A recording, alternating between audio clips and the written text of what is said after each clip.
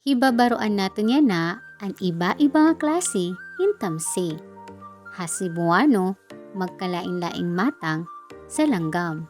Sa Tagalog naman, iba't ibang uri ng ibon. And in English, different kinds of birds.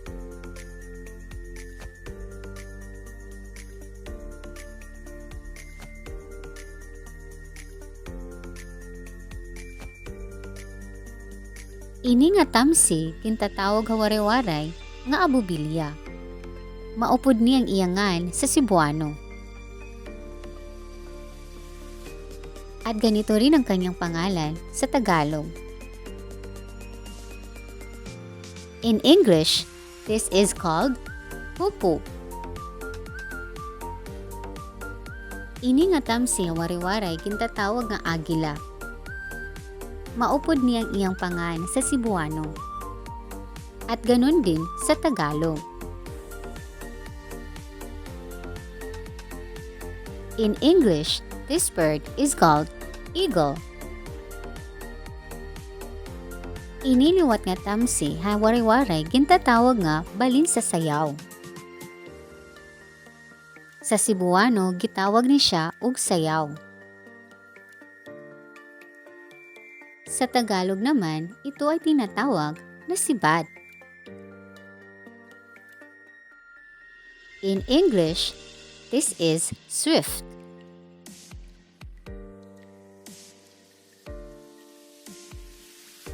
Banog ang tawag kini nga tamsi waray-waray. Gitawag ni siya sa Cebuano og Manaol. Ang pangalan ng ibon na ito sa Tagalog ay Lawing-dagat. In English, this bird is named as Osprey. Ini nga tamsi nga may dagko nga mga mata gintatawag waray-waray nga bukaw. Gitawag ni sa mga Cebuanon og ngiw-ngiw.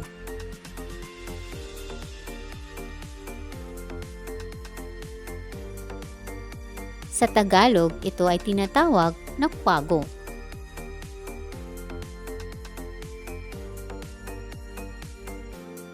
This is owl in English. Buwitri ang tawag hini waray-waray. Maupod niya ang iyang pangan sa Cebuano. Ganito rin ang kanyang pangalan sa Tagalog. In English, this is vulture. Falcon ang tawag hini nga tamsi waray-waray.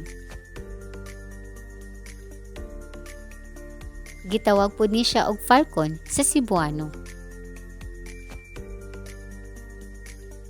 Sa Tagalog, ito ay tinatawag na halcon.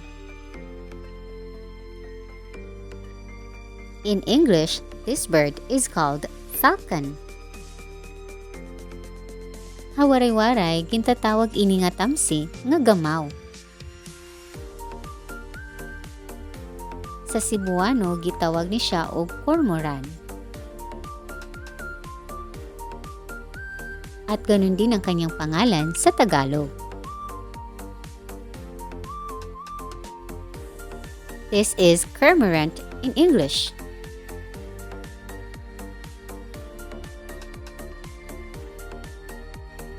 Kanaway ang ngaran hini nga tamsi waray-waray.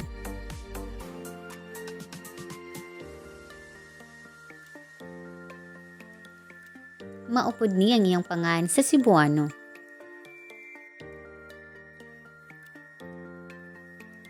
Sa Tagalog naman, ito ay tinatawag na gaviota. In English, this bird is called gull. Kulalaknit ang tawag hini waray-waray.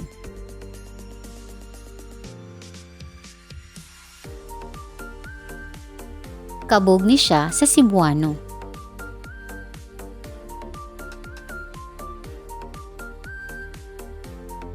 Paniki naman sa Tagalog.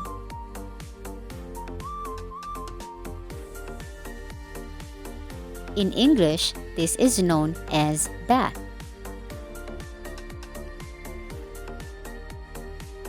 Mga salamat han iyo pakig-upod ra akon. Bye-bye!